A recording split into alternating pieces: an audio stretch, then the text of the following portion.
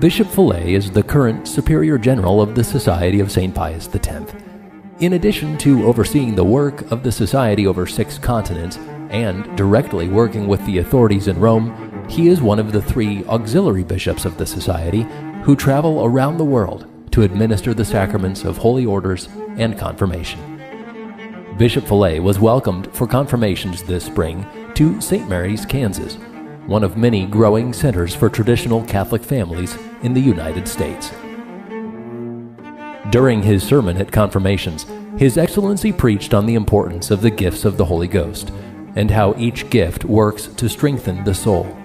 From all over Kansas, Oklahoma, Missouri, and Colorado, over 130 confirmants received the indelible mark of confirmation, attesting to the growth of tradition in America's heartland. Before leaving St. Mary's for another apostolic mission, His Excellency granted an interview with Angelus Press editor James Vogel regarding several timely questions.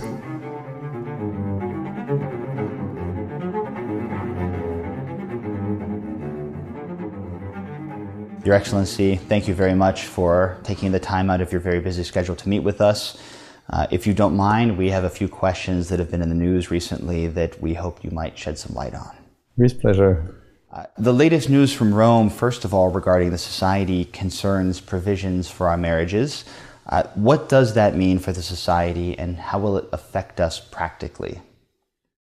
So it's a broad question. May I recall the background of it? And the background is that since years there is a kind of jurisprudence which has been established by the official church, by Rome, which claims that our marriages would be invalid. Of course, we have enough elements in the canon law to prove that that's not the case, but nevertheless, people who want to break, if I may say so, their marriage have an easy door with this stipulation. And so since years I try to see with Rome what can be done to block this unjust, unreal situation. And so finally, after different ideas throughout the years, it's almost since 10 years that I am discussing this, and it's certainly an initiative of the Holy Father, came the idea of telling the bishops that why not recognize this situation as Catholic and hence give the delegation. That's, let's say, that's really the background. Now, as many documents, you have to read between the lines. I think the aim is the second paragraph, which says to the bishops, the priests of the Society, though the Church labels them as irregular, are capable of receiving the delegation necessary to bless or to receive the consent of the marriage. So it is, I think, it has to be read as a new step towards the Society, in fact. Not at all a step of trying to get the Society in the pocket, so to say, but no, on the contrary, to recognize that what we do is Catholic, and telling the bishops, you can give the delegation even to these priests. And what is very interesting also, it is stated that they speak about our marriages, and they say in that case, even if diocesan priest would be delegated for, we say, receiving the consent, nevertheless, the Mass itself will be celebrated by a priest of the Society. So the fact that there is a clear statement, the priest will celebrate the Mass, priest of the Society, it is once again a new step in the right direction, saying that this priest not only can but will celebrate the Mass. And obviously in the right manner, so without any irregularity. So you have somewhere a certain contradiction in the text. It is obvious. It is to be understood in such a way that first, Rome wants to state that we, in their eyes, are not yet completely in canonical order. So they want to make that statement, but despite that, treat them normally, as if there wouldn't be now disorder. And that's the interesting. So certainly, you can have different ways to look at these texts. You can have a positive or a pessimistic way, but looking at the Holy Father, looking at how Pope Francis deals with us since a certain time, it is very clear that it is a benevolent step against us and not a trap, not a bad hidden trick or catch. No, it is a will that we are treated correctly at all levels. So you spoke, Your Excellency, of possible contradictions in the text, or even different ways of reading between the lines. Some of the faithful who attend society masses have perhaps read a different interpretation, expecting to now accept priests from the diocese to receive their vows, and some of them seem uncomfortable with the idea of a diocesan priest, for instance, coming to a society chapel to receive their vows. What would you say to those who expect or think this provision of Rome is simply another obstacle to the faithful to get married by priests of the society? I think when we go into the practical situation, it is difficult to see it beforehand. We will try to deal with the bishop. We will try to get the best out of the text. We already have examples right now of bishops, and especially in Argentina, which is the country of the Pope, where simply the bishop has given the delegation to our priest, period. And we expect that that will be the general situation. So the correct interpretation of the text. This does not exclude situation where, let's say, a bishop may be stubborn and so on, will insist in imposing a priest. Then we will have to look into the concrete situation. Definitely, as it is a marriage of, let's say, our faithful, they have a say. And that's why I read it this way, the text, which speaks of in an impossibility of plan A, go to plan B, which is give directly the delegation to the priest of the society. So, I mean, if there are cases where we feel uncomfortable, we have to say it. Okay. And it's even in the text, so I don't see much. Probably we'll have here and there some difficulties, but they are not without solution. So since the document mentions the possibility of local ordinaries giving delegation directly to the society, and you've mentioned possible examples that exist already, how will the priests of the society go about trying to obtain that delegation? Is it up to individual priests, local priors, district superiors, the general house? Is there any light you can shed on how practically that will play out? We will indicate to the different districts a path, a way of handling that case.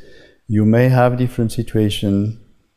In general, as I say, we will try to not to handle this case by case, but to get a general policy with the bishops.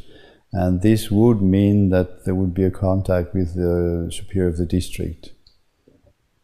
And speaking of general policies, in the document that was released from the General House, there was an indication that guidelines would be drawn up for the whole society. Is it premature to comment on those guidelines, or have discussions already occurred regarding those? I think it's too early.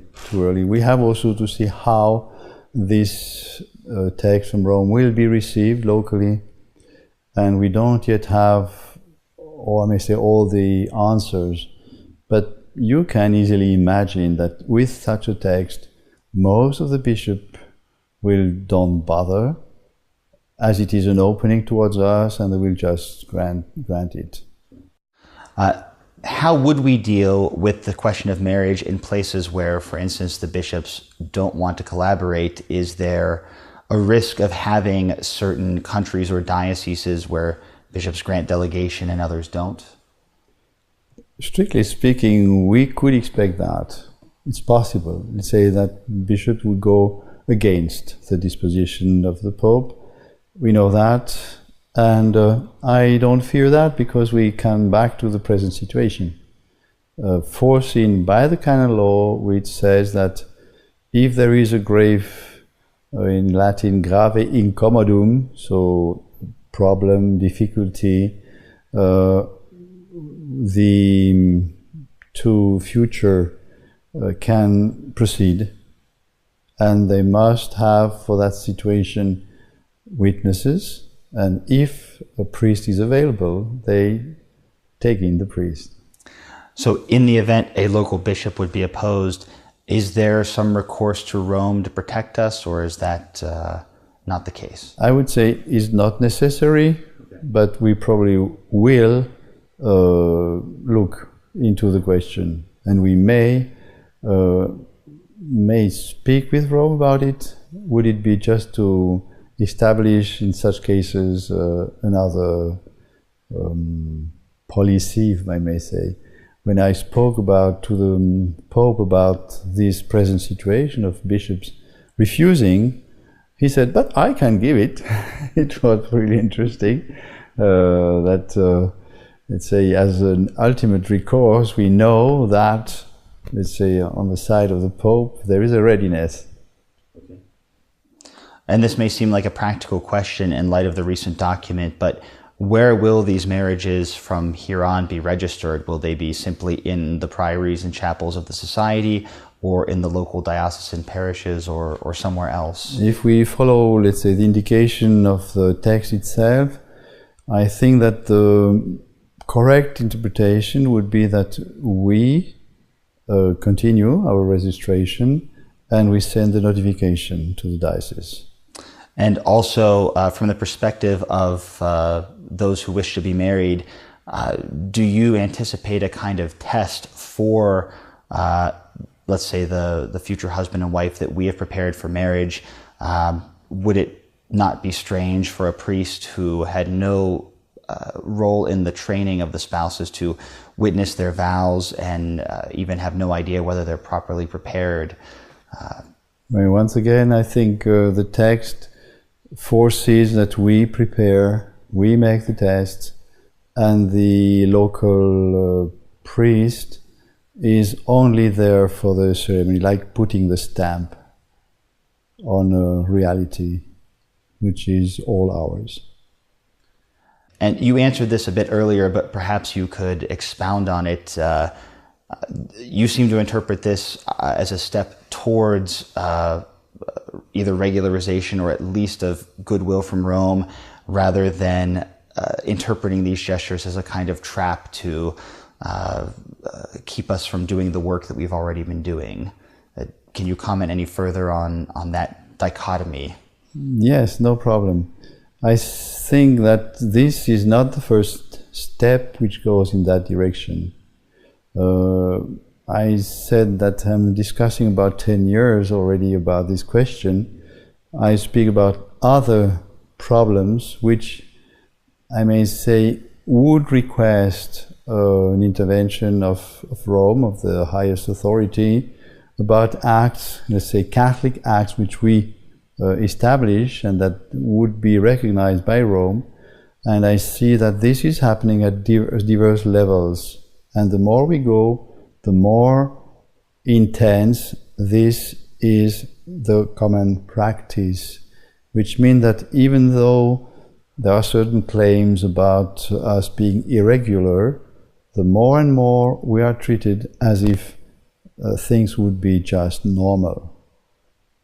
Say in recent years, everybody has heard about the power of hearing confessions, and worldwide, everywhere, and being not only valid but licit, that is, everybody can, without trouble of conscience, come to the priest of the society. That's an example. Another example is the ordination. Last year I received a letter from Rome telling me you can freely ordain your priest without the permission of the local ordinary. So if I can freely ordain, that means that the ordinations is recognized by the Church not just as valid, but in order. If I can freely do it, it's clear that it is just already recognized and accepted. So this is one more step in this acceptance that we are, let me call it, normal Catholics, despite this underlying that we are still not completely in order. Let's say more and more this is once again is going on, and it's not the first step, and frankly I don't see there any will to interfere, to take over, but simply the recognition that what we do as Catholics.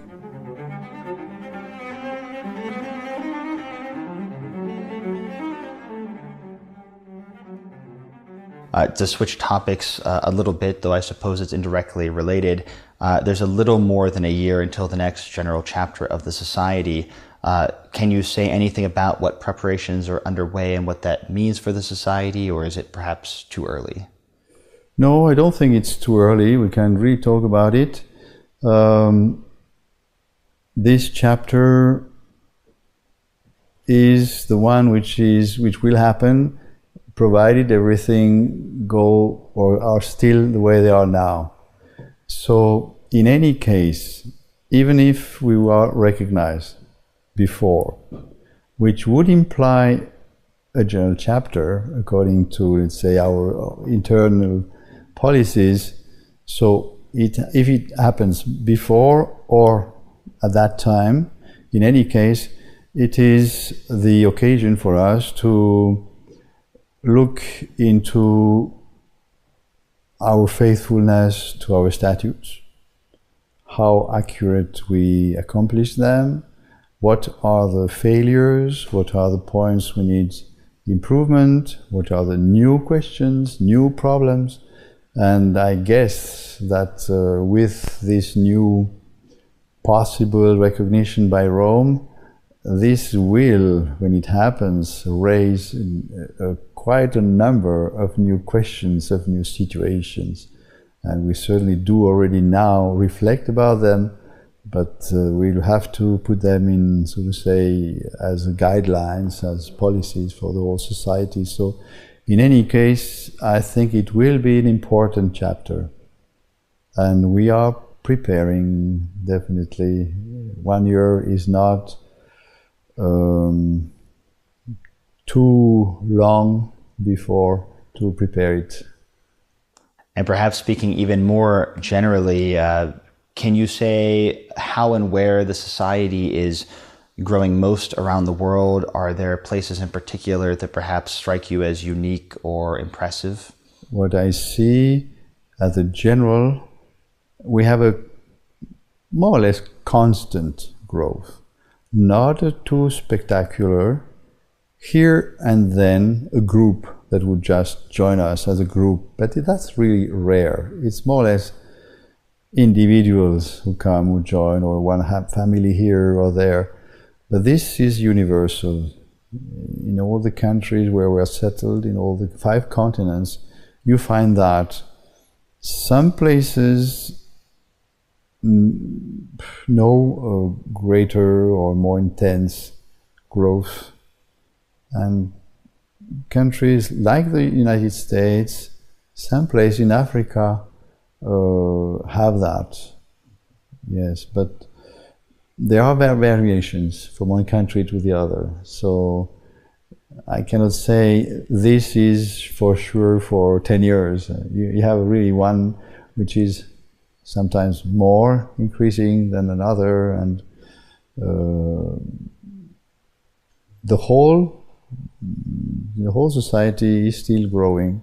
And I say the more we go, the more we have the problem of not having enough priests to cope with all the needs. Speaking of priests, what is the trend of priests coming from either dioceses or other religious congregations, perhaps showing interest in the society? Has it increased or decreased since Pope Francis? Maybe you can speak to their motives and why they choose the society out of a number of options. Yes, it seems to me that there is not much change before and after the election of Pope Francis. I think it's a deeper trend than just one person being in charge. There are priests indeed who approach us. They approach us either to become member. Many of them don't necessarily want to become a member, but they want to be friends. They want to learn from us. The liturgy, the sacred liturgy on one hand, but more the doctrine.